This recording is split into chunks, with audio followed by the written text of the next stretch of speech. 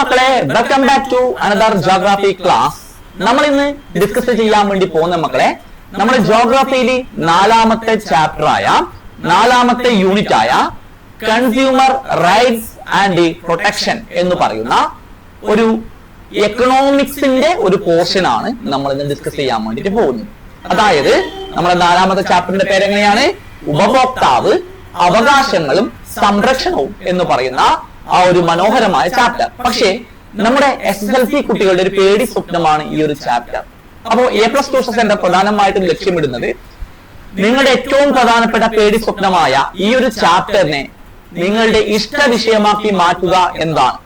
അപ്പോ നമ്മുടെ കൂടെ നിങ്ങൾ എല്ലാവരും ഉണ്ടല്ലോ. അപ്പൊ നമുക്ക് ഇന്നത്തെ ക്ലാസ്സിലേക്ക് നമുക്ക് പോവാം. എല്ലാവരും നമ്മുടെ A+ ട്യൂഷൻ സെന്ററിന്റെ കൂടെ തന്നെ ഉണ്ടാവുക. ഈ ക്ലാസ് അടിച്ച് പൊളിച്ച് നമുക്ക് എന്ത് ചെയ്യാം, നമുക്ക് മുന്നോട്ട് പോവാം. എല്ലാവരും കൃത്യതയോടുകൂടി തന്നെ കാര്യങ്ങൾ മനസ്സിലാക്കുക. എന്തെങ്കിലും ഡൗട്ടൊക്കെ ഉണ്ടെങ്കിൽ നിങ്ങൾ എന്ത് ചെയ്യണം, അതൊന്നുകൂടി ആ ഭാഗം കണ്ട് നിങ്ങൾ അത് മനസ്സിലാക്കാൻ ശ്രമിക്കുക. ഓക്കെ, റെഡി അല്ലേ? അപ്പൊ എന്താ നമ്മുടെ പാഠത്തിന്റെ പേര് അല്ലെ? Chapter 4 consumer rights and protection. Ready അല്ലേ? അല്ലെ? എന്താണ് പറഞ്ഞത് അവിടെ? ഉപഭോക്താവ്, അവകാശങ്ങളും സംരക്ഷണവും എന്ന് പറയുന്ന ഒരു മനോഹരമായ പാഠം. അപ്പൊ മക്കളെ, നമ്മൾ ഈ ഒരു ചാപ്റ്റർ തുടങ്ങുമ്പോൾ നമ്മൾ ആദ്യം നോക്കാൻ വേണ്ടി പോകുന്നത്, നമ്മൾ ഈ ഒരു ചാപ്റ്റർ തുടങ്ങുമ്പോൾ ആദ്യം നോക്കാൻ വേണ്ടി പോകുന്നത് വാട്ട് ഈസ് എ മാർക്കറ്റ്, അല്ലെങ്കിൽ എന്താണ് വിപണി. മാർക്കറ്റ് അല്ലെങ്കിൽ എന്താണ് വിപണി എന്ന് പറയുന്ന ഒരു ഭാഗമാണ് നമ്മൾ ആദ്യം നോക്കാൻ വേണ്ടി പോകുന്നത്. വിപണി അല്ലെങ്കിൽ മാർക്കറ്റ് എന്താണെന്ന് നമുക്ക് നോക്കണം. മാർക്കറ്റിന്റെ മലയാളം വേർഡാണ് വിപണി, അല്ലെങ്കിൽ കമ്പോളം എന്നൊക്കെ പറയും. അപ്പോൾ എന്താണ് ഒരു മാർക്കറ്റ് എന്ന് പറഞ്ഞാൽ, അല്ലെങ്കിൽ എന്താണ് ഒരു വിപണി എന്ന് പറഞ്ഞാൽ, അതാണ് നമ്മൾ ഫസ്റ്റ് നമ്മൾ ഡിസ്കസ് ചെയ്യാൻ വേണ്ടി പോകുന്നത്. എന്റെ മക്കളൊന്ന് ശ്രദ്ധിച്ചു നോക്കിയേ. ഇതാ, നമുക്കറിയാം ഒരു മാർക്കറ്റിൽ, അതായത് ഒരു കട എന്ന് വിചാരിക്കും, ഒരു കമ്പോളം. ആ കമ്പോളത്തിൽ പ്രധാനമായിട്ടും 2 വിഭാഗക്കാരാണ് ഉള്ളത്. ഏതൊക്കെയാണ് 2 വിഭാഗക്കാരെ നമുക്ക് നോക്കാം. നോക്കിയേ, ഇവിടെ ഞാൻ 2 വിഭാഗക്കാരെ, ഇതാണ് ഒരു വിഭാഗം, രണ്ടാമത്തെ വിഭാഗം കുറച്ച് മുകളിൽ വരയ്ക്കുന്നു. രണ്ടാമത്തെ വിഭാഗക്കാരെ ഞാൻ മുകളിൽ വരയ്ക്കുന്നു. ഓക്കെ, അപ്പോൾ ഈ ഒന്നാമത്തെ വിഭാഗക്കാര് ഈ മാർക്കറ്റിലേക്ക് വന്നത് എന്തിനെന്ന് വെച്ചാല് സാധനങ്ങൾ വാങ്ങാൻ വേണ്ടിയിട്ടാണ്. എന്തിനാ അവര് വന്നത്? സാധനങ്ങൾ വാങ്ങാൻ വേണ്ടി വന്നു. പർച്ചേസ് ചെയ്യാൻ വേണ്ടിട്ട് വന്നു. സാധനങ്ങൾ വാങ്ങാൻ വേണ്ടിട്ട് വന്നവര്. മറ്റ് രണ്ടാമത്തെ വിഭാഗമാണ് മാർക്കറ്റിൽ സാധനങ്ങൾ വിൽക്കുന്നവർ. മാർക്കറ്റ് എന്ത് ചെയ്യുന്നുണ്ട്? സാധനങ്ങൾ വിൽക്കുന്നവരാണ് മാർക്കറ്റിലുള്ളത്. സാധനങ്ങൾ ആരാണ്? വിൽക്കുന്നവർ. അപ്പൊ ഒരു മാർക്കറ്റില് പ്രധാനമായിട്ട് 2 വിഭാഗക്കാരാണുള്ളത്. ആരൊക്കെയാണ്? ഒന്ന്, സാധനങ്ങൾ വാങ്ങാൻ വരുന്നവര്, അല്ലെ? ആരാണ്? സാധനങ്ങൾ വാങ്ങാൻ വരുന്നവര്. രണ്ടാമത്തെ വിഭാഗക്കാരോ? സാധനങ്ങൾ വിൽക്കുന്നവർ. ക്ലിയർ ആയല്ലോ? ഈ 2 വിഭാഗക്കാരാണ് ഇവിടെ ഉള്ളത്. സാധനങ്ങൾ വാങ്ങാൻ വരുന്നവരെ ഇംഗ്ലീഷിൽ നമ്മൾ പറയുന്ന പേരാണ് ബയേഴ്സ്. എന്ത് പേര് പറയും? ബയേഴ്സ് എന്ന് പറയുന്നു. സാധനങ്ങൾ വാങ്ങാൻ വരുന്നവരെ നമ്മൾ എന്ത് ചെയ്യുന്നു? ബയേഴ്സ് എന്ന് പറയുന്നു. സാധനങ്ങൾ വിൽക്കുന്നവരെ നമ്മൾ ഇംഗ്ലീഷിൽ സെല്ലേഴ്സ് എന്ന് പറയുന്നു. എന്ത് പേര് പറയുന്നു? സെല്ലേഴ്സ് എന്ന് പറയുന്നു. ക്ലിയർ ആയല്ലോ? അപ്പൊ ഇങ്ങനെ സാധനങ്ങൾ വാങ്ങാൻ വന്നവരും സാധനങ്ങൾ വിൽക്കുന്നവരും തമ്മിൽ അടുത്ത ബന്ധം സ്ഥാപിക്കുന്ന സ്ഥലത്തെ പറയുന്ന പേരാണ് മാർക്കറ്റ്. ഈ 2 വിഭാഗക്കാരും അടുത്ത ബന്ധം പുലർത്തുന്ന ആ സ്ഥലത്തെ പറയുന്ന പേരാണ് മാർക്കറ്റ് എന്ന് പറഞ്ഞാൽ. ക്ലിയർ ആയോ? ഒരു മാർക്കറ്റിലാണെങ്കിൽ 2 വിഭാഗക്കാരാണുള്ളത്. ഒന്നാമത്തെ വിഭാഗക്കാരാണ്? സാധനങ്ങൾ വാങ്ങാൻ വരുന്നവര്. രണ്ടാമത്തെ ആരാ? സാധനങ്ങൾ വിൽക്കുന്നവര്. അവർ എന്ത് ചെയ്യുന്നു? ഇത് 2 പേരും പരസ്പരം അടുത്ത് ബന്ധം സ്ഥാപിക്കുന്ന ആ സ്ഥലത്തെ പറയുന്ന പേരെന്താണ്? മാർക്കറ്റ് അല്ലെങ്കിൽ വിപണി എന്ന് പറയുന്നു. ക്ലിയർ ആയല്ലോ എന്റെ മക്കൾക്ക്? കൺഫ്യൂഷൻ ഇല്ലല്ലോ? കൺഫ്യൂഷൻ തീർന്നല്ലോ? അപ്പൊ നമുക്ക് നോക്കാം എന്താണ് market. What is A market? ശ്രദ്ധിക്കുക. A market is a place. ഞാൻ നേരത്തെ പറഞ്ഞത് ഒരു പ്ലേസ് ആണ്, ഒരു സ്ഥലമാണ്. A market is a place where sellers and buyers establish close links. ഒന്നുകൂടി പറഞ്ഞ മക്കളെ, എന്താണ് മാർക്കറ്റ് എന്ന് പറഞ്ഞാൽ? A market is a place where sellers and buyers establish close links. Clear ആയല്ലോ? അടുത്ത ബന്ധം സ്ഥാപിക്കുന്ന ക്ലോസ് റിലേഷൻഷിപ്പ് വരുന്ന ഭാഗത്തെയാണ് ഇവർ പറയുന്നത് മാർക്കറ്റ് എന്ന് പറയുന്നത്, അല്ലെങ്കിൽ വിപണി എന്ന് പറയുന്നത്. ക്ലിയർ ആയി എന്ന് വിചാരിക്കുന്നു. നമുക്ക് അടുത്ത ഭാഗത്ത് പോവാം. അപ്പോ മാഷ് പറഞ്ഞ പോലെ, ഞാൻ നേരത്തെ പറഞ്ഞ പോലെ 2 വിഭാഗക്കാരുണ്ട് എന്ന് പറഞ്ഞു. ക്ലിയർ ആയല്ലോ? അതില് സാധനങ്ങൾ വാങ്ങാൻ പോകുന്നവര് ഉണ്ട് എന്ന് ഞാൻ പറഞ്ഞു. ആരാ? സാധനങ്ങൾ വാങ്ങാൻ പോകുന്നവരുണ്ട് എന്ന് പറഞ്ഞു. എക്സാമ്പിൾ രാമു. ഇതിലൊരു വ്യക്തിയുടെ പേരാണ് രാമു. ഈ രാമു എന്ത് ചെയ്തു? സാധനങ്ങൾ വാങ്ങാൻ വേണ്ടി പോയി. രാമു എന്ത് ചെയ്തു? സാധനങ്ങൾ വാങ്ങി വീട്ടിൽ വന്നിട്ട് അത് ഉപയോഗിച്ചു. ചോക്ലേറ്റ് വാങ്ങിച്ചു, വീട്ടിലേക്ക് വന്നു, ചോക്ലേറ്റ് ഉപയോഗിച്ചു. ക്ലിയർ ആയല്ലോ? അപ്പൊ രാമു ആരായി മാറി? ഒരു കൺസ്യൂമർ ആയിട്ട് മാറി. രാമു ആരായിട്ട് മാറി? മലയാളത്തിൽ ഉപഭോക്താവായിട്ട് മാറി. അങ്ങനെയാണെങ്കിൽ നമ്മൾ അടുത്ത് നോക്കാൻ വേണ്ടി പോകുന്നത് ആരാണ് കൺസ്യൂമർ എന്നതാണ് നമ്മൾ നോക്കാൻ വേണ്ടി പോകുന്നത്. ആരാണ് ഉപഭോക്താവ് എന്നതാണ് നമ്മൾ നോക്കാൻ വേണ്ടി പോകുന്നത്. ശ്രദ്ധിക്കുക. ഇവിടെ ശ്രദ്ധിക്കുക. കൺസ്യൂമർ എന്ന് പറഞ്ഞാൽ, അല്ലെങ്കിൽ അതിന്റെ മലയാളമാണ് ഉപഭോക്താവ്. ഉപഭോക്താവ് എന്ന് പറഞ്ഞാല് സാധനങ്ങൾ വാങ്ങിച്ച് ഉപയോഗിക്കുന്ന വ്യക്തികളെയാണ് നമ്മൾ എന്ത് പേര് പറയുന്നത്? ഉപഭോക്താവ് എന്ന് പറയുന്നത്. അതൊരു വ്യക്തിയായിരിക്കാം, അല്ലെങ്കിൽ ഒന്നിൽ കൂടുതൽ വ്യക്തികളായിരിക്കാം. ക്ലിയർ ആയല്ലോ? ആരാണോ സാധനങ്ങൾ വാങ്ങിച്ച്, സാധനങ്ങളും സേവനങ്ങളും വാങ്ങിച്ച് ഉപയോഗിക്കുന്ന വ്യക്തിയെ പറയുന്ന പേരാണ് ഉപഭോക്താവ്. സാധനങ്ങളും സേവനങ്ങളും വാങ്ങിച്ച് ഉപയോഗിക്കുന്ന വ്യക്തിയെ പറയുന്ന പേരെന്താണ്? ഉപഭോക്താവ് എന്ന് പറയുന്നു. ക്ലിയർ ആയോ? അത് ഒന്നിക്കില് ഒരു പേഴ്സൺ ആയിരിക്കാം, അല്ലെങ്കിലോ മോർ പേഴ്സൺസ് ആയിരിക്കാം. ക്ലിയർ ആയല്ലോ? നമുക്ക് നോക്കാം എന്താണ് കൺസ്യൂമർ. ശ്രദ്ധിക്കുക എന്റെ മക്കളെ, ശ്രദ്ധിച്ചേ. ഇവിടെ കൊടുത്തിട്ടുണ്ട്.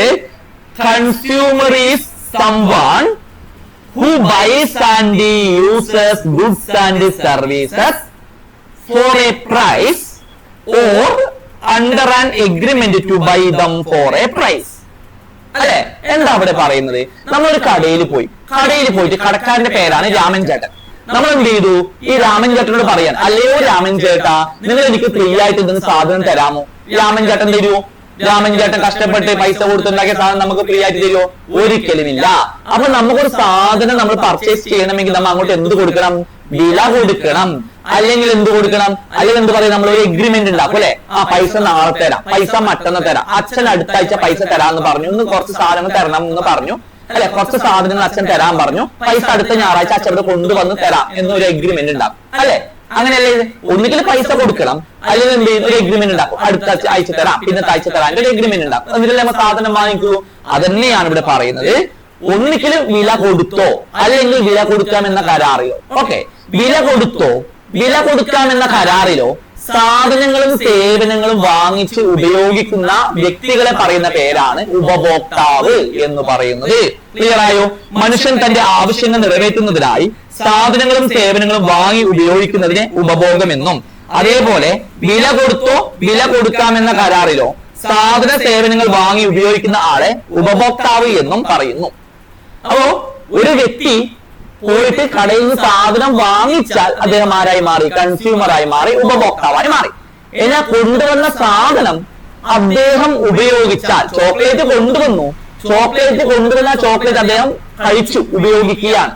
അപ്പോ അദ്ദേഹം എന്ത് ചെയ്തു? അവിടെ ഉപഭോഗം നടത്തി, കൺസപ്ഷൻ നടത്തി. അപ്പൊ എന്താണ് കൺസപ്ഷൻ എന്ന് വെച്ചാല്, consumption is the process of buying and using goods and services to fulfil one's needs.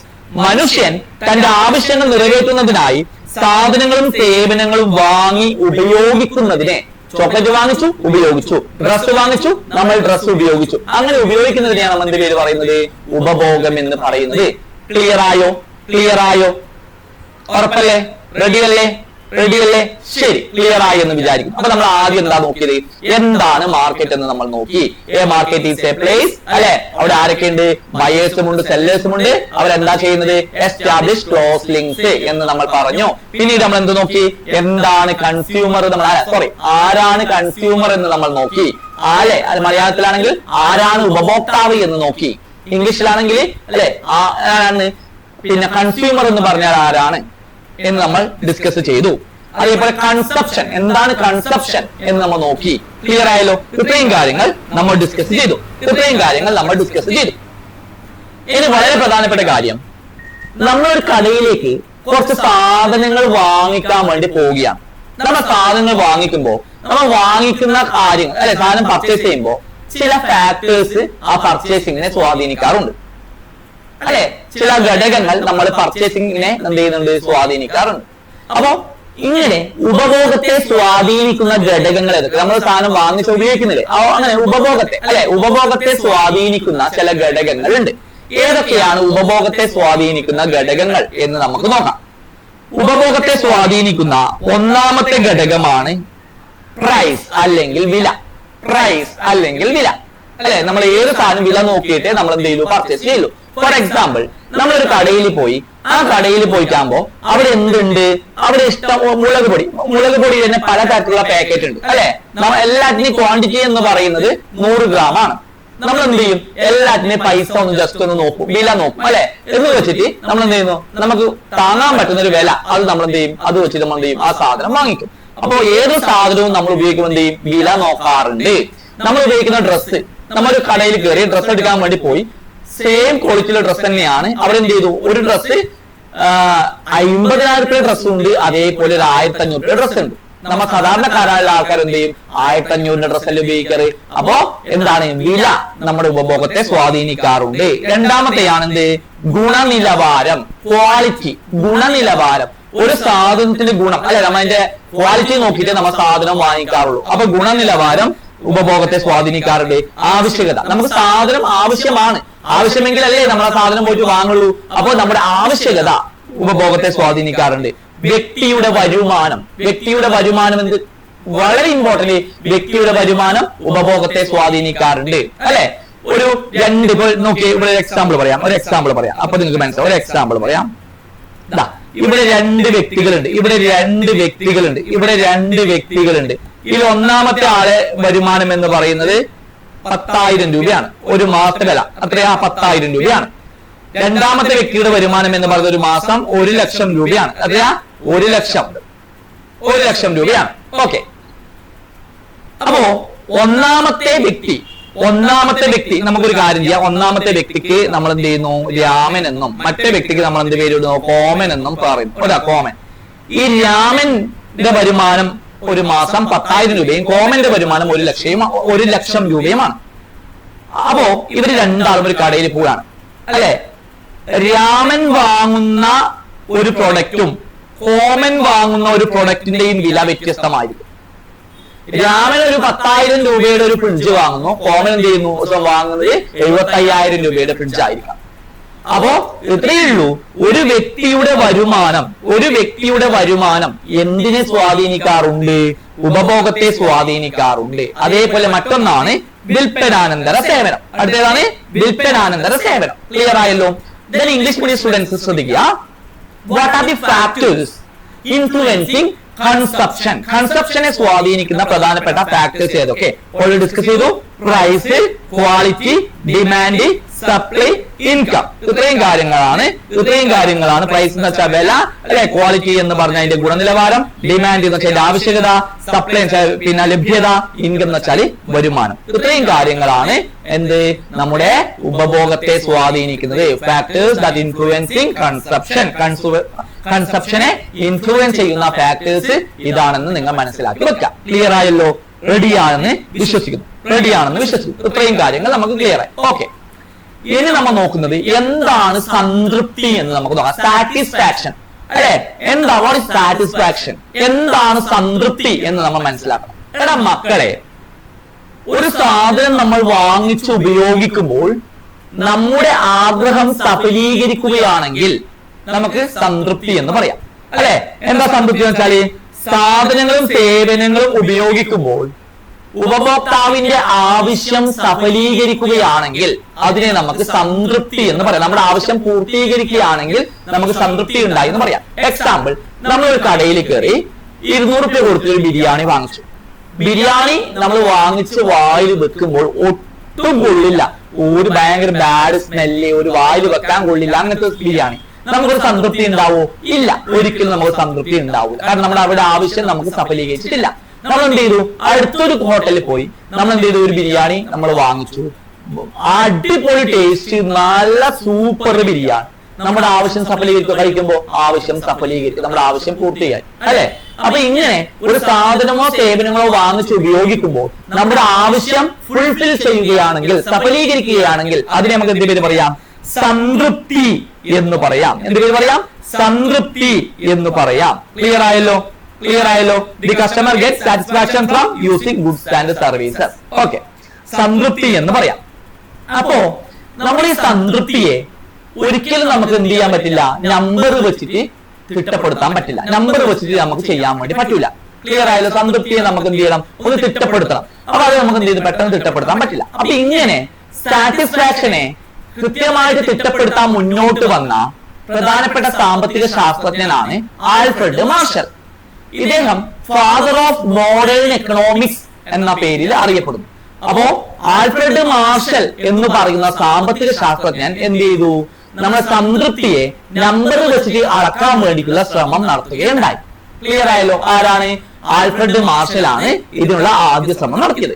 Alfred Marshall was the first economist to make an attempt at such quantification. ഇതിനുള്ള ആദ്യ ശ്രമം നടത്തിയ ആൽഫ്രഡ് മാർഷൽ എന്ന സാമ്പത്തിക ശാസ്ത്രജ്ഞനാണ്. അതിൽ എന്താ ചെയ്തത്? The satisfaction gained through consumption can be considered as the utility of goods and services. Utility of goods and services എന്താ അദ്ദേഹം ചെയ്തത്? അതായത് നമ്മളൊരു സാധനം ഉപയോഗിക്കുമ്പോൾ അതിൽ നിന്നും കിട്ടുന്ന സംതൃപ്തിയെ അദ്ദേഹം എന്ത് ചെയ്തു? വേറൊരു പേരിട്ട് വിളിച്ചു. ആ പേര് എന്താണെന്ന് ചോദിച്ചാൽ അതിന്റെ പേരാണ് ഉപയുക്തത. എന്ത് പേര് പറഞ്ഞു അദ്ദേഹം? ഉപയുക്തത എന്ന് പറഞ്ഞു. അല്ലെങ്കിൽ ഇംഗ്ലീഷില് യൂട്ടിലിറ്റി എന്ന് അദ്ദേഹം പറഞ്ഞു. യൂട്ടിലിറ്റി എന്ന് അദ്ദേഹം വിളിച്ചു. അപ്പൊ എന്താണ് യൂട്ടിലിറ്റി? എന്താണ്, ഒരു മിനിറ്റ് മക്കളെ, എന്താണ് യൂട്ടിലിറ്റി എന്ന് നമുക്ക് മനസ്സിലായി. എന്താണ് യൂട്ടിലിറ്റി എന്ന് പറഞ്ഞാല്? എന്താണ് യൂട്ടിലിറ്റി എന്ന് പറഞ്ഞാല് ഒരു സാധനങ്ങൾ നമ്മൾ വാങ്ങിച്ച് ഉപയോഗിക്കുമ്പോൾ അതിൽ നിന്നും കിട്ടുന്ന സംതൃപ്തിയെ പറയുന്ന പേര് ആണ് ഉപയുക്തത, അല്ലെങ്കിൽ ഇംഗ്ലീഷിൽ യൂട്ടിലിറ്റി എന്ന് പറയും. ആരെങ്ങനെ പറഞ്ഞത്? ആൽഫ്രഡ് മാർഷൽ ആണ് ഇങ്ങനെ പറഞ്ഞത്. നോക്കിയേ, നമുക്ക് നോക്കാം.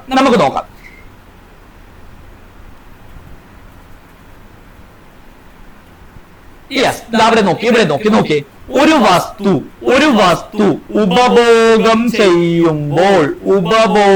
ചെയ്യുമ്പോൾ അതിൽ നിന്നും ലഭിക്കുന്ന സംതൃപ്തിയെ ഉപയുക്തത എന്ന് പറയുന്നു. അതിൽ നിന്ന് കിട്ടുന്ന സംതൃപ്തി എന്ത് പേര് പറയുന്നു? അല്ലെ? ഒരു വസ്തു ഉപഭോഗം ചെയ്യുമ്പോൾ അതിൽ നിന്നും ലഭിക്കുന്ന സംതൃപ്തിയെ ഉപയുക്തത എന്ന് പറയുന്നു. അതായത് ഒരു വസ്തു നമ്മൾ കൺസപ്ഷൻ ചെയ്യുമ്പോൾ അതിൽ നിന്ന് കിട്ടുന്ന സാറ്റിസ്ഫാക്ഷൻ എന്ത് പേര് പറയുന്നു? യൂട്ടിലിറ്റി എന്ന് പറയുന്നു. ഇങ്ങനെ ഈ ഉപയുക്തത അളക്കാൻ വേണ്ടിയിട്ട് ആൽഫ്രഡ് മാർഷൽ ഒരു യൂണിറ്റും കൂടി കണ്ടുപിടിച്ചിട്ടുണ്ട്. അതിന്റെ പേരാണ് യൂട്ടിൽസ്. മനസ്സിലായല്ലോ? അതിന്റെ പേരെന്താണ്? യൂട്ടിൽസ് എന്ന് പറയുന്നു. അപ്പൊ എന്താണ് ഉപയുക്തത എന്ന് പറഞ്ഞാല് ഒരു വസ്തു ഉപഭോഗം ചെയ്യുമ്പോൾ അതിൽ നിന്നും ലഭിക്കുന്ന സംതൃപ്തിയെ ഉപയുക്തത എന്ന് പറയുന്നു. ഈ ഉപയുക്തത അളക്കാൻ വേണ്ടിട്ട്, ആ കിട്ടുന്ന സംതൃപ്തി അളക്കാൻ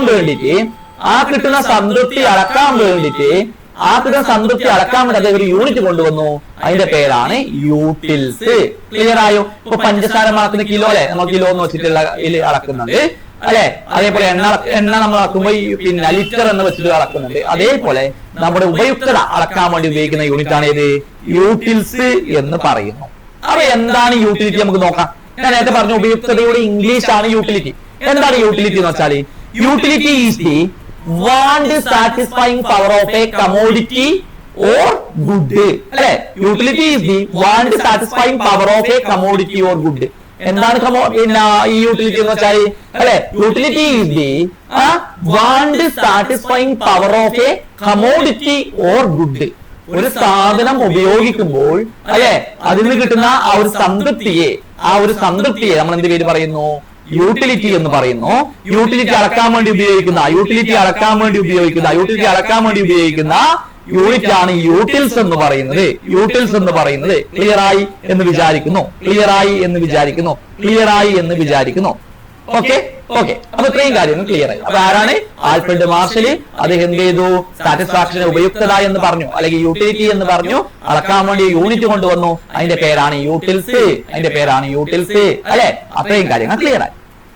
ഇനി അടുത്തത് ഇതുമായി ബന്ധപ്പെട്ട് ഒരു ചെറിയ തിയറിയും കൂടിയുണ്ട്. മനസ്സിലായല്ലോ? ഇതുമായി ബന്ധപ്പെട്ട് യൂട്ടിലിറ്റിയുമായി ബന്ധപ്പെട്ട ഒരു തിയറിയും കൂടിയുണ്ട്. അതിന്റെ പേരാണ് കാർഡിനൽ യൂട്ടിലിറ്റി തിയറി. എന്താണ് കാർഡിനൽ യൂട്ടിലിറ്റി തിയറി? അല്ലെങ്കിൽ മലയാളത്തില് കാർഡിനൽ ഉപയുക്തതാവാദം. എന്ത് പേര് പറയുന്നു? കാർഡിനൽ ഉപയുക്തതാവാദം എന്ന് പറയുന്നു. എന്ത് പേര് പറയുന്നു?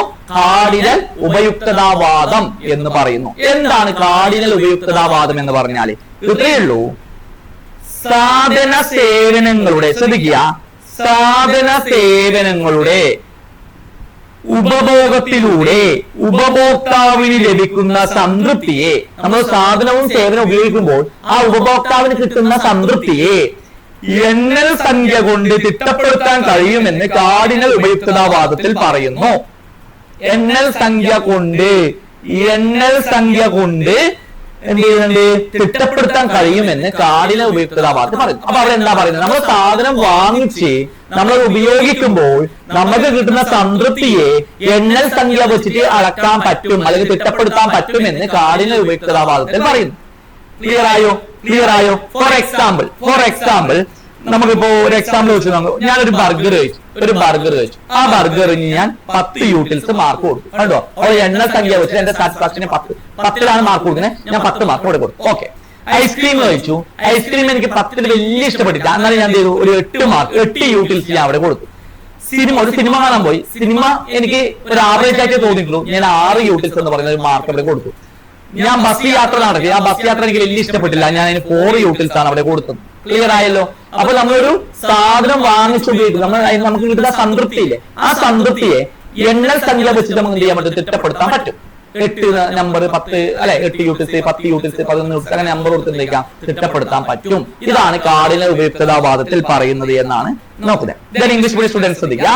കാർഡിനൽ യൂട്ടിലിറ്റി തിയറി എന്താ പറയുന്നത്? Cardinal utility theory states that the satisfaction derived by the consumer through the consumption of goods and services can be quantified by using cardinal numbers. എന്താണ് ക്വാണ്ടിഫൈഡ് എന്ന് വെച്ചാൽ? തിട്ടപ്പെടുത്തുക, അളന്ന് തിട്ടപ്പെടുത്താൻ പറ്റും. ക്ലിയർ ആയോ? അവിടെ എന്താ പറയുന്നത്? Cardinal utility theory states that, cardinal utility പറയുന്നത് the satisfaction derived by the, എങ്ങനെയാണ് സാറ്റിസ്ഫാക്ഷൻ ഉണ്ടാകുന്നത്? the satisfaction derived by the consumer through the consumption of goods and services can be quantified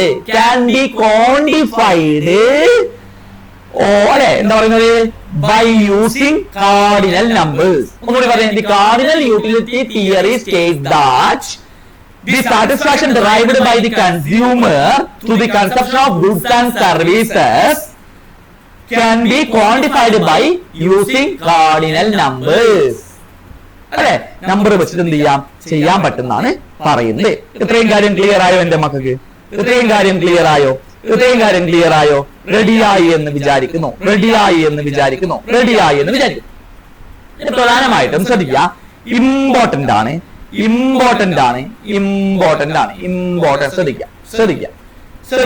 ശ്രദ്ധിക്കുക. നമ്മൾ ഇനിയിപ്പോ ഇവിടെ നോക്കാൻ വേണ്ടി പോകുന്നത് പ്രധാനമായിട്ട് ഇപ്പൊ യൂട്ടിലിറ്റി എന്താണെന്ന് നമ്മൾ നോക്കി, അല്ലെങ്കിൽ ഉപയുക്തത എന്താണെന്ന് നമ്മൾ നോക്കി. പ്രധാനമായിട്ടും 2 തരത്തിലാണ് നമുക്ക് രണ്ട് തരത്തിൽ എന്ത് ചെയ്യാൻ നമുക്ക് ഈ ഉപയുക്തതയെ അളക്കാൻ വേണ്ടി പറ്റും. 2 രീതിയിൽ ഉപയുക്തതയെ അളക്കാൻ വേണ്ടി നമുക്ക് പറ്റും. ഏതൊക്കെയെന്ന് ചോദിച്ചാൽ, ഒന്നാമത്തെ യൂട്ടിലിറ്റിയാണ് ടോട്ടൽ യൂട്ടിലിറ്റി, അല്ലെങ്കിൽ അതിന്റെ മലയാളമാണ് മൊത്തം ഉപയുക്തത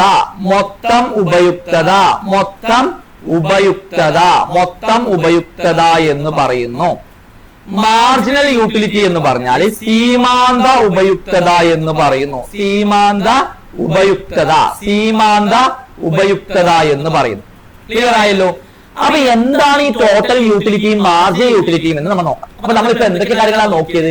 ആൽഫ്രഡ് മാർഷലി സാറ്റിസ്ഫാക്ഷനെ ഉപയുക്തത എന്ന് പറയുന്ന വാക്ക് കൊണ്ട് ഉപയോഗിച്ചു. ഉപയുക്തത അളക്കാൻ വേണ്ടിയിട്ട് അദ്ദേഹം യൂട്ടിൽസ് എന്ന യൂണിറ്റ് ഉപയോഗിച്ചു. ഇംഗ്ലീഷിലാണെങ്കിൽ ആൽഫ്രഡ് മാർഷൽ എന്ത് ചെയ്തു? അല്ലെ, സാറ്റിസ്ഫാക്ഷനെ യൂട്ടിലിറ്റി എന്ന് പറയുന്ന വാക്ക് അല്ലെ ടേം ഉപയോഗിച്ചു. ആ യൂട്ടിലിറ്റി മെഷർ ചെയ്യാൻ വേണ്ടി യൂട്ടിൽസ് എന്ന് പറയുന്ന ഒരു യൂണിറ്റും കൂടി അദ്ദേഹം കൊണ്ടുവന്നു. പ്രധാനമായിട്ട് രണ്ട് രീതിയിലാണ് യൂട്ടിലിറ്റി അളക്കാൻ പറ്റും. ഒന്ന് ടോട്ടൽ യൂട്ടിലിറ്റി, അല്ലെങ്കിൽ രണ്ട് തരത്തിലുള്ള യൂട്ടിലിറ്റി ആണത്. ഒന്ന് ടോട്ടൽ യൂട്ടിലിറ്റിയും മറ്റൊന്ന് മാർജിനൽ യൂട്ടിലിറ്റിയും. ക്ലിയർ ആയല്ലോ. അപ്പൊ എന്താണ് ടോട്ടൽ യൂട്ടിലിറ്റി എന്ന് നമുക്ക് നോക്കാം. എന്താണ് മൊത്തം ഉപയുക്തത എന്ന് നമുക്ക് നോക്കാം. ഇത്രയേ ഉള്ളൂ. ഒരു വസ്തുവിന്റെ പല യൂണിറ്റുകൾ. ഒരു വസ്തുവിന്റെ പല യൂണിറ്റുകൾ എന്ന് പറഞ്ഞാൽ എന്താ? ഇപ്പൊ മാങ്ങ എന്നൊരു വസ്തു, ഇതാണ് മാങ്ങ എന്ന് പറയുന്ന ഒരു വസ്തു. ഞാൻ വേറെ എഴുതി കാണിക്കാം കേട്ടോ, വേറെ എക്സാമ്പിൾ ആയിട്ട് എഴുതി കാണിക്കാം. ഓക്കെ, ശ്രദ്ധിക്കാം. ഇവിടെ നോക്കാം നമുക്ക്. ഓക്കെ, ഇപ്പൊ ഇവിടെ ശ്രദ്ധിക്കുക. മാങ്ങ എന്ന് പറയുന്ന ഒരു വസ്തു, ഇതാണ് നമ്മൾ വസ്തുവായിട്ട് എടുത്തത്. ഇതിന്റെ പല യൂണിറ്റുകൾ എന്ന് പറഞ്ഞാല് മാങ്ങ, ഒന്നാമത്തെ മാങ്ങ 1, മാങ്ങ 2, മാങ്ങ 3, മാങ്ങ 4. മനസ്സിലായല്ലോ. ഇങ്ങനെ ഒരു സാധനത്തിന്റെ തന്നെ മറ്റുള്ള പല യൂണിറ്റ്, അതിൽ അഡീഷണൽ യൂണിറ്റ്. ഓറഞ്ച് എടുത്താല് ഒന്നാമത്തെ ഓറഞ്ച്, രണ്ടാമത്തെ ഓറഞ്ച്, മൂന്നാമത്തെ ഓറഞ്ച്, നാലാമത്തെ ഓറഞ്ച്, അഞ്ചാമത്തെ ഓറഞ്ച്. അപ്പൊ ഇതാണ് ഒരു വസ്തുവിന്റെ പല യൂണിറ്റ് എന്ന് പറയുന്നത്. ക്ലിയർ ആയല്ലോ. അപ്പൊ ഇത്രയേ ഉള്ളൂ. ഒരു വസ്തുവിന്റെ പല യൂണിറ്റുകൾ തുടർച്ചയായി ഉപഭോഗം ചെയ്യുമ്പോൾ, തിന്നോണ്ടിരിക്കുമ്പോൾ, ഒന്നാമത്തെ മാങ്ങ തിന്നു, രണ്ടാമത്തെ മാങ്ങ തിന്നു, മൂന്നാമത്തെ മാങ്ങ തിന്നു, നാലാമത്തെ മാങ്ങ തിന്നു, അഞ്ചാമത്തെ മാങ്ങ തിന്നു. ഓക്കെ, തുടർച്ചയായിട്ട് ഉപഭോഗം ചെയ്യുമ്പോൾ അതിൽ നിന്നും ശ്രദ്ധിക്കുക, അതിൽ നിന്നും ഒരു വ്യക്തിക്ക് ലഭിക്കുന്ന ഉപയുക്തതയുടെ, സാറ്റിസ്ഫാക്ഷന്റെ ആകെ തുകയാണെന്ന് പറയുന്നത് മൊത്തം ഉപയുക്തത എന്ന് പറയുന്നത്. ഒരു സാധനത്തിന്റെ പല യൂണിറ്റുകൾ തുടർച്ചയായിട്ട് ഉപഭോഗം ചെയ്യുമ്പോൾ അതിൽ നിന്നും ഒരു വ്യക്തിക്ക് ലഭിക്കുന്ന ഉപയുക്തതയുടെ ആകെ തുകയാണ് എന്ത് പേര് പറയുന്നത്? മൊത്തം ഉപയുക്തത. അല്ലെങ്കിൽ ടോട്ടൽ യൂട്ടിലിറ്റി എന്ന്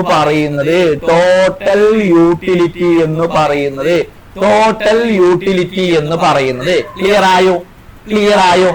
ഒരു സാധനം, ഒരു മാങ്ങ, ഫോർ എക്സാമ്പിൾ ഒരു മാങ്ങ. ഞാൻ ഒന്നാമത്തെ മാങ്ങ ഉപയോഗിച്ചു, രണ്ടാമത്തെ മാങ്ങ ഉപയോഗിച്ചു, മൂന്നാമത്തെ മാങ്ങ ഉപയോഗിച്ചു, നാലാമത്തെ മാങ്ങ ഉപയോഗിച്ചു, അഞ്ചാമത്തെ മാങ്ങ ഉപയോഗിച്ചു. ഈ 5 മാങ്ങ ഉപയോഗിക്കുമ്പോഴും എനിക്ക് കിട്ടുന്ന ടോട്ടൽ സാറ്റിസ്ഫാക്ഷൻ ഇല്ലേ, അതിന്റെ ആകെ തുകയാണ് എന്ത് പറയുന്നത്? മൊത്തം ഉപയുക്തത എന്ന് പറയുന്നത്. നമുക്കൊരു എക്സാമ്പിൾ വെച്ചിട്ട് നമുക്ക് നോക്കാം. നമുക്കൊരു ഇംഗ്ലീഷും കൂടി പറഞ്ഞിട്ട് നമുക്ക് അതിന്റെ എക്സാമ്പിൾ നോക്കാം. എന്താണ് ടോട്ടൽ യൂട്ടിലിറ്റി എന്ന് പറഞ്ഞാൽ? ശ്രദ്ധിക്കുക, എന്താണ് ടോട്ടൽ യൂട്ടിലിറ്റി എന്ന് പറഞ്ഞാൽ the total utility is the total amount of utility that a person receives when he continuously consumes several units of a particular commodity. എന്നാ ടോട്ടൽ യൂട്ടിലിറ്റി വെച്ചാൽ എന്താണ്? Total utility is the total amount of utility that a person receives when he continuously consumes several units of a particular commodity. ഒരു സാധനത്തിനെ തന്നെ പിന്നെന്ത് ചെയ്യുന്നുണ്ട്? Several units continuous ആയിട്ട് consumption ചെയ്യുമ്പോൾ അതിൽ നിന്ന് കിട്ടുന്ന യൂട്ടിലിറ്റിയുടെ ടോട്ടലിനെയാണ് എന്ത് പേര് പറയുന്നത്? ടോട്ടൽ യൂട്ടിലിറ്റി എന്ന് പറയുന്നത്. നമുക്കൊരു എക്സാമ്പിൾ വെച്ചിട്ട് എന്റെ മക്കൾക്ക് പറഞ്ഞുതരാം, അപ്പൊ നിങ്ങൾക്ക് ക്ലിയർ ആയിട്ട് മനസ്സിലാവും. ഓക്കെ, നമുക്ക് എക്സാമ്പിൾ നോക്കാം. ശ്രദ്ധിക്കുക, നമ്മൾ നേരത്തെ പറഞ്ഞ പോലെ ഞാൻ എന്ത് ചെയ്തു? മാങ്ങ എന്ന് പറയുന്ന മാംഗോ, അല്ലെ, മാങ്ങ അല്ലെ, അല്ലെങ്കിൽ എന്ത് ചെയ്തു? അല്ലെങ്കിൽ നമ്മൾ എന്ത് ചെയ്തു? മാംഗോ അല്ലെ, മാംഗോ നമ്മൾ എടുത്തു. ഞാനിവിടെ എന്ത് ചെയ്തു അറിയോ? 5 മാങ്ങയാണ് എടുത്ത്. ഒന്നാമത്തെ മാങ്ങ, രണ്ടാമത്തെ മാങ്ങ, മൂന്നാമത്തെ മാങ്ങ, നാലാമത്തെ മാങ്ങ, അഞ്ചാമത്തെ മാങ്ങ. 5 മാങ്ങ എടുത്തു. ക്ലിയർ ആയല്ലോ? എത്ര മാങ്ങ എടുത്തത്? 5 മാങ്ങ എടുത്തു. എത്രയും കാര്യം ക്ലിയർ ആയല്ലോ? ഈ 5 മാങ്ങ ഞാൻ ആദ്യം എന്ത് ചെയ്തു? ഒന്നാമത്തെ മാങ്ങ ഞാൻ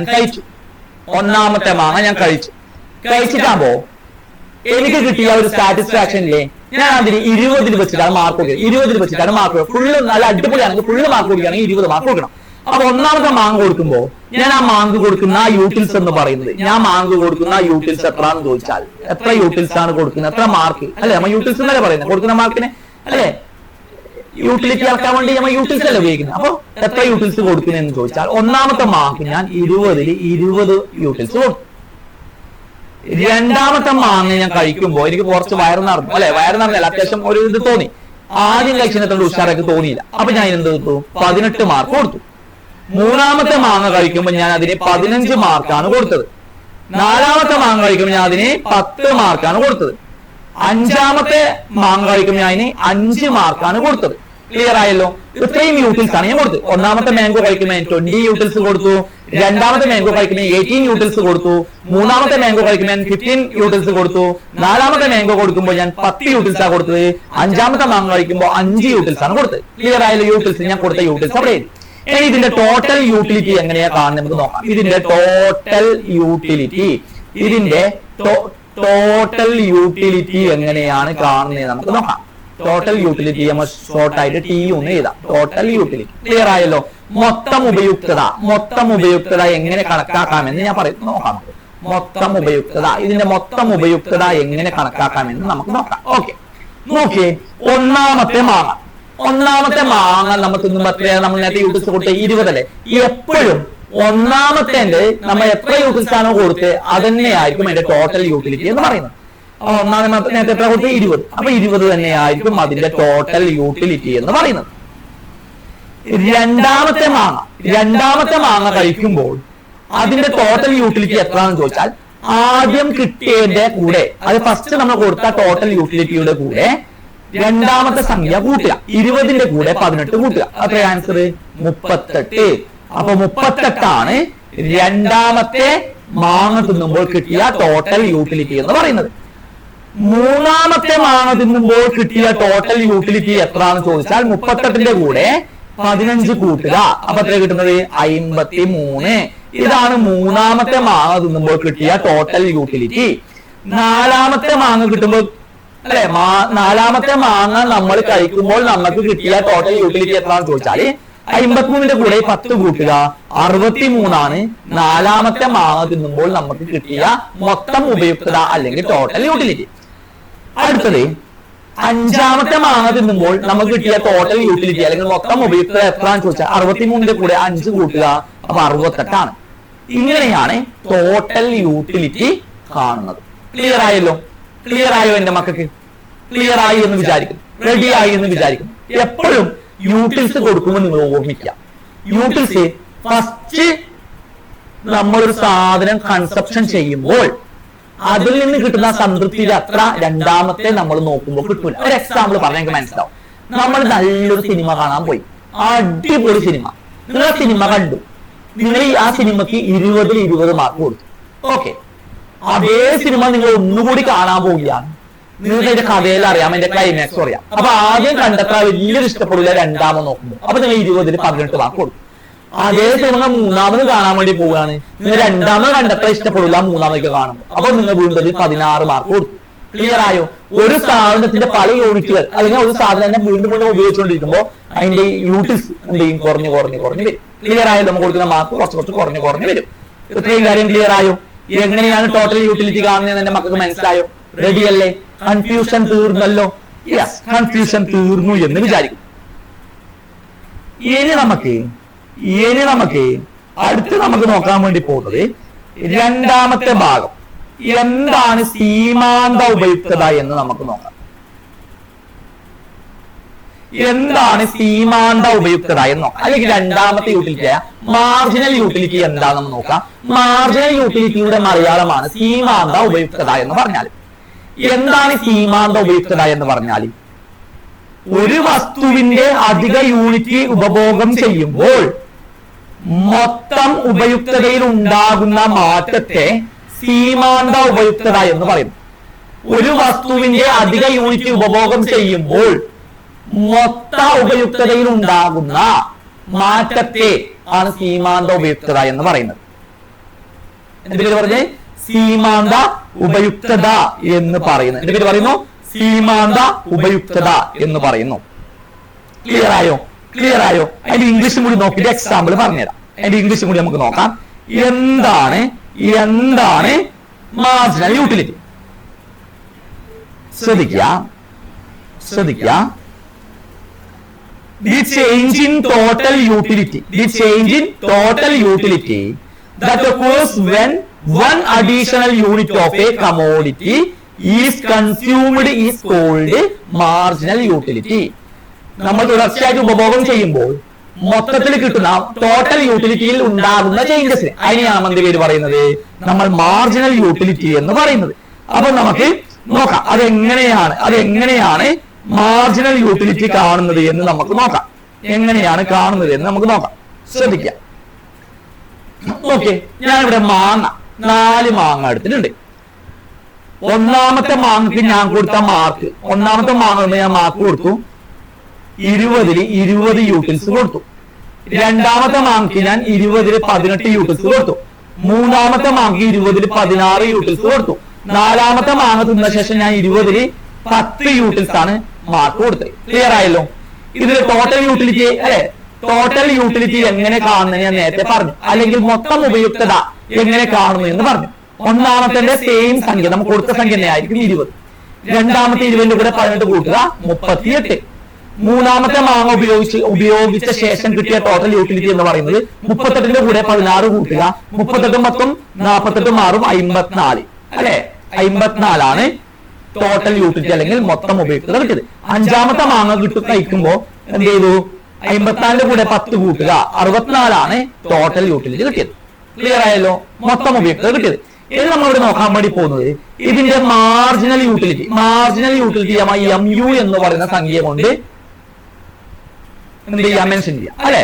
അല്ലെങ്കിൽ മലയാളമാണ് സീമാന്ത ഉപയുക്തത. എന്താണ് സീമാന്ത ഉപയുക്തത? എന്താണ് സീമാന്ത ഉപയുക്തത നമുക്ക് നോക്കാം. ഒന്നാമത്തെ മാങ്ങ കഴിക്കുമ്പോൾ നമുക്ക് കിട്ടിയ സംഖ്യ ടോട്ടൽ യൂട്ടിലിറ്റി 20 എന്ന് പറയാം. ആ ടോട്ടൽ യൂട്ടിലിറ്റി തന്നെയായിരിക്കും അതിന്റെ മാർജിനൽ യൂട്ടിലിറ്റിയും സെയിം ആയിരിക്കും. ഒന്നാമത്തെ സാധനത്തിന്റെ ടോട്ടൽ യൂട്ടിലിറ്റി എത്രയാണോ അതേ ടോട്ടൽ യൂട്ടിലിറ്റി ആയിരിക്കും അതിന്റെ മാർജിനൽ യൂട്ടിലിറ്റി. ഒന്നാമത്തെ മാങ്ങ കഴിക്കുമ്പോൾ നമുക്ക് കിട്ടിയ മൊത്തം ഉപയുക്തത എത്രയാണോ അത് തന്നെ ആയിരിക്കും അതിന്റെ സീമാന്ത ഉപയുക്തത എന്ന് പറയുന്നത്. 20 അപ്പുറമാണെങ്കിൽ പുറം 20. ക്ലിയർ ആയല്ലോ? രണ്ടാമത്തെ മാങ്ങ കഴിച്ചപ്പോൾ നമുക്ക് കിട്ടിയ മാർജിനൽ യൂട്ടിലിറ്റി എത്രന്ന് ചോദിച്ചാൽ 38 20 കുറയ്ക്കാം. 38 എന്ത് ചെയ്യാം? രണ്ടാമത്തെ മാങ്ങയെന്ന് ഒന്നാമത്തെ മാങ്ങത്തിൽ നമുക്ക് കിട്ടുന്ന ടോട്ടൽ യൂട്ടിലിറ്റി കുറയ്ക്കാം. 38 20 കുറയ്ക്കാം. 38 20 കുറച്ചാൽ നമുക്ക് എത്രയാണ് ആൻസർ കിട്ടുന്നത്? 18 എന്ന് കിട്ടും. എത്ര കിട്ടും? 18 എന്ന് കിട്ടും. മൂന്നാമത്തെ മാങ്ങ കഴിച്ചപ്പോൾ എനിക്ക് കിട്ടിയ മാർജിനൽ യൂട്ടിലിറ്റി അല്ലെങ്കിൽ സീമാന്ത ഉപയുക്തത എത്രന്ന് ചോദിച്ചാൽ 54 38 കുറയ്ക്കുക. അപ്പൊ 54 38 കുറച്ചാൽ എത്ര നമുക്ക് കിട്ടും? 16 എന്ന് കിട്ടും. എത്ര കിട്ടും? 16 എന്ന് കിട്ടും. നാലാമത്തെ മാങ്ങ കഴിച്ചപ്പോൾ നാലാമത്തെ മാങ്ങ കഴിച്ചപ്പോൾ നമുക്ക് കിട്ടിയ മാർജിനൽ യൂട്ടിലിറ്റി അല്ലെങ്കിൽ സീമാന്ത ഉപയുക്തത എത്രന്ന് ചോദിച്ചാൽ 64 54 കുറയ്ക്കുക 10 ആയിരിക്കും കിട്ടുക. അപ്പൊ ഇവിടെ ശ്രദ്ധിച്ചേ, ഒന്നാമത്തെ മാങ്ങ കഴിച്ചു, രണ്ടാമത്തെ മാങ്ങയും കഴിച്ചു. അപ്പോ ഒന്നാമത്തെ മാങ്ങ കഴിക്കുമ്പോൾ 20 എന്നാണ് കിട്ടിയത്. രണ്ടാമത്തെ മാങ്ങ കഴിക്കുമ്പോൾ എനിക്ക് 18 എന്നാണ് സീമാന്ത ഉപയുക്തത കിട്ടിയത്. അപ്പോ 20 18 അപ്പൊ ഒരു ചേഞ്ചസ് വന്നില്ലേ? മൂന്നാമത്തെ കഴിച്ചത് നാലാമത്തെ എല്ലാവർക്കും ചേഞ്ചസ് വന്നില്ലേ? ഈ ഒരു ചേഞ്ചസിനെയാണ് നമ്മുടെ പേര് പറയുന്നത് സീമാന്ത ഉപയുക്തത അല്ലെങ്കിൽ മാർജിനൽ യൂട്ടിലിറ്റി എന്ന് പറയും. ക്ലിയർ ആയോ? ഇത്രയും ഭാഗം ക്ലിയർ ആയി എന്ന് വിചാരിക്കുന്നു. ഇത്രയും ഭാഗം ക്ലിയർ ആയി എന്ന് ഞാൻ വിചാരിക്കുന്നു. റെഡിയല്ലേ? അപ്പൊ നമ്മൾ എന്തൊക്കെ നോക്കി? ആദ്യം നമ്മള് മാർക്കറ്റ് എന്താ നോക്കി, അതിനുശേഷം കൺസ്യൂമർ എന്താ, നമ്മൾ ആരാണ് കൺസ്യൂമർ നോക്കി, എന്താണ് കൺസപ്ഷൻ എന്ന് നമ്മൾ നോക്കി, എന്താണ് സാറ്റിസ്ഫാക്ഷൻ അല്ലെങ്കിൽ സംതൃപ്തി എന്ന് നമ്മൾ നോക്കി അല്ലെ. പിന്നെ ആൽഫ്രഡ് മാസ്റ്ററിനെ കുറിച്ച് നമ്മൾ ഡിസ്കസ് ചെയ്തു. അദ്ദേഹം കൊണ്ടുവന്ന യൂട്ടിലിറ്റിയെ കുറിച്ച് ഡിസ്കസ് ചെയ്തു. യൂട്ടിലിറ്റിയെ അളക്കാൻ വേണ്ടി യൂട്ടിൽസ് എന്ന് പറയുന്ന കാര്യങ്ങൾ യൂണിറ്റ് കൊണ്ടുവന്നിട്ടുണ്ട് നമ്മൾ പഠിച്ചു. ശേഷം 2 തരത്തിലുള്ള യൂട്ടിലിറ്റി അല്ലെ, 2 രീതിയിൽ നമുക്ക് യൂട്ടിലിറ്റി മെഷർ ചെയ്യാമെന്ന് പറഞ്ഞു. ടോട്ടൽ യൂട്ടിലിറ്റി ഉണ്ട്, മാർജിനൽ യൂട്ടിലിറ്റി ഉണ്ട്. 2 തരത്തിലുള്ള യൂട്ടിലിറ്റി ഉണ്ടെന്ന് പറഞ്ഞു. അതും കൂടി നമ്മൾ പഠിച്ചു. ഇത്രയും കാര്യം ക്ലിയർ ആയോ? ഇത്രയും കാര്യം ക്ലിയർ ആയോ? ഇതാ ടെക്സ്റ്റ് ബുക്കിൽ ഇങ്ങനെ ഒരു പോയിന്റ് കൊടുത്തിട്ടുണ്ട്, ഈ ഒരു ടേബിൾ കൊടുത്തിട്ടുണ്ട്. നോക്കിയേ, ഓറഞ്ചിന്റെ കാര്യം വന്നിട്ടാണ്. ഓറഞ്ചിന്റെ കാര്യമാണ് അവിടെ കൊടുത്തിട്ടുള്ളത്. നോക്കിയേ, 8 ഓറഞ്ചിലാണ് ഇവിടെ എടുത്തത്. 8 ഓറഞ്ചാണ് ഞാൻ ഇവിടെ എടുത്തത്. ഒന്നാമത്തെ ഓറഞ്ച് കഴിക്കുമ്പോ കിട്ടിയ ടോട്ടൽ യൂട്ടിലിറ്റി 20, രണ്ടാമത്തതോ 38, മൂന്നാമത്തതോ 53, അടുത്തതോ 63, അഞ്ചാമത്തെ കഴിക്കുമ്പോൾ 67, 67, 64, 57. അങ്ങനെയാണ് ടോട്ടൽ യൂട്ടിലിറ്റി കിട്ടിയത്.